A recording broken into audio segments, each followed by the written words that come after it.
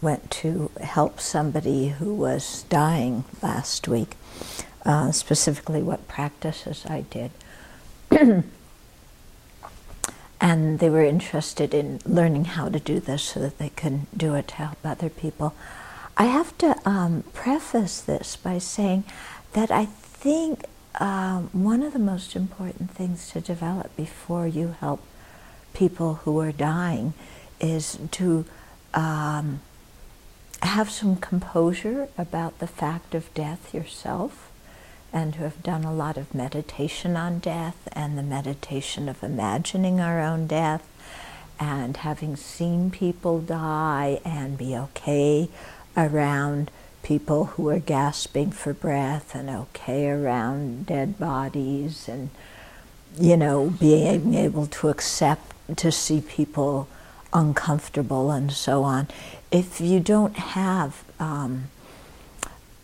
if you get kind of scared by those things or uncomfortable or whatever, then before even thinking of helping somebody who is dying, you have to really work with that and get over that.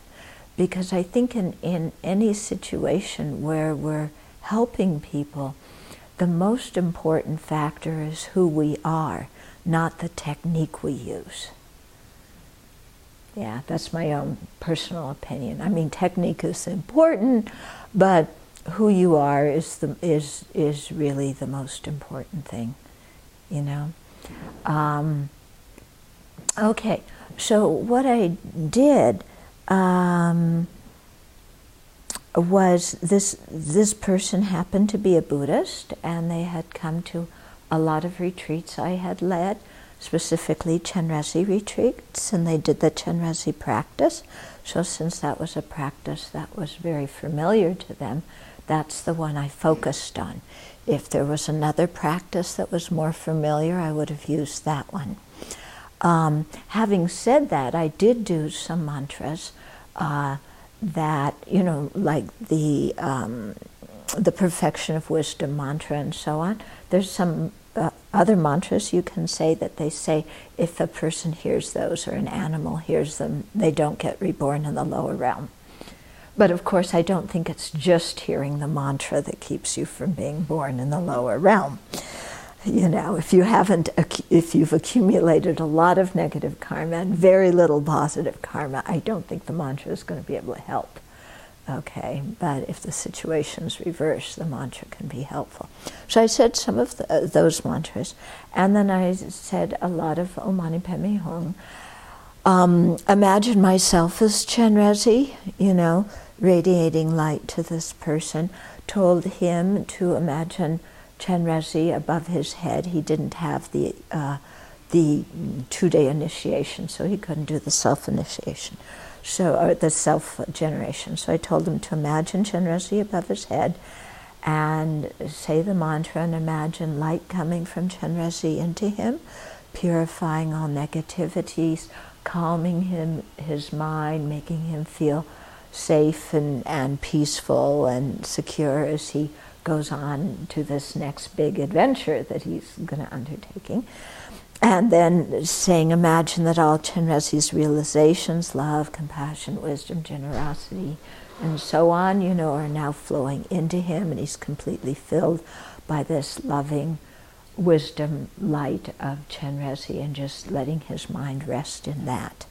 So I told him to do that, and then I said the mantra, and I did that same visualization, except I was Chenrezig, and there was Chenrezig above his head, and we were all putting light nectar into him. Okay, so we did that for quite a while, and then, periodically I would interrupt that and say, take rebirth in Chenrezig's Pure Land. I didn't know if he knew about Amitabha's Pure Land, so I just kept everything with Chenrezig, even though Chenrezig's Pure Land and Amitabha's Pure Land are right next to each other, and they're not really separate, and it's all a state of mind anyway. But I just tried to keep it simple so, he wouldn't get confused. So I said, be born in Amitabha's Pure Land, or take a precious human life where you can meet a fully qualified Mahayana and Vajrayana teacher, recognize that teacher, receive instruction, have a good relationship with them, practice the Dharma, and generate all the realizations of the path, especially the determination to be free, bodhicitta, the correct view. So I just kind of set out, in general terms, like direction for how to lead your next life, and don't get involved in, getting distracted by a lot of, attractive sense objects, and, stay focused on the Dharma and take refuge in the three jewels and things like this. And then I also told him, when, if there's appearances that are, disturbing or frightening, don't worry about them. They're only appearances. They're not, truly existent objective realities. So just see them as appearances.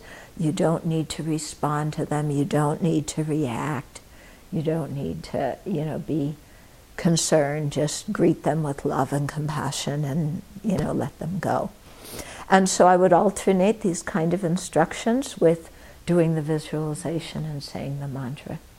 And then there was also a very simple visualization, after he stopped breathing, for projecting his mind into the Pure Land.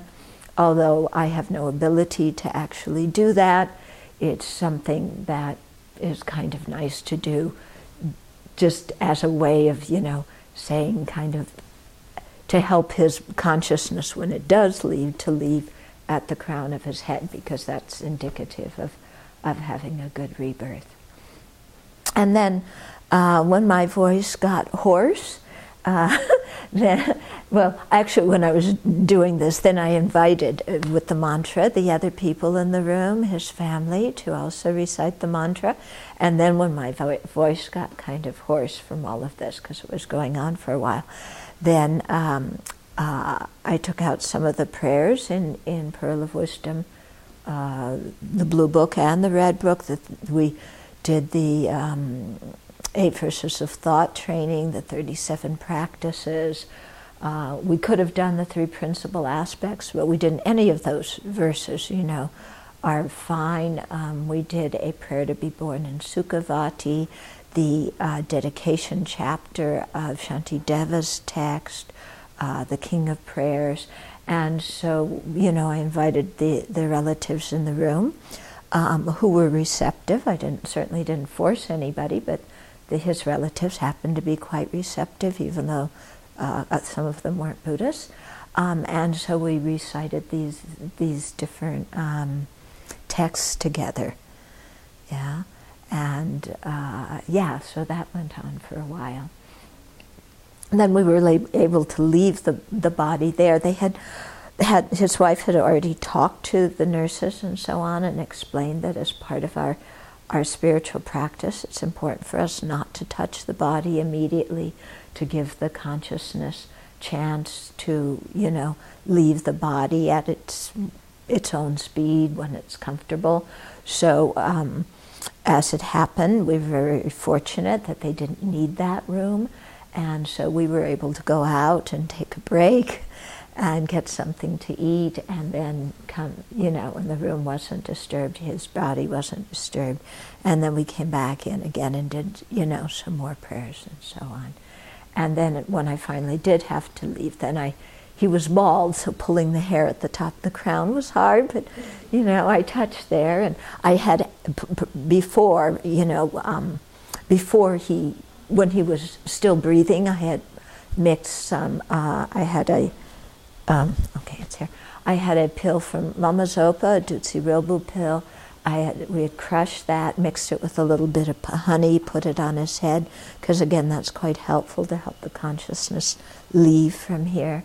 And so before I left, the last thing was to again touch the crown of his head where the pill was, and say, take rebirth in the Pure Land, take or take a precious human life, and outline all of that again. So I was giving the same instructions kind of repeatedly throughout it, because, you know, we forget things, don't we? Even when we're conscious and aware, let alone when you're in the process of dying. So you need to hear the things again and again. And then interspersed with, you know, alternated with saying a lot of Om Mani Padme Hum. So the room where he died was completely, it was so peaceful and tranquil, you know. It was really quite wonderful. So I was very happy that we were able to get him out of ICU and into this private room, you know, because that enabled us to kind of, we made the space a holy space by the meditation and prayers and so on that we were doing.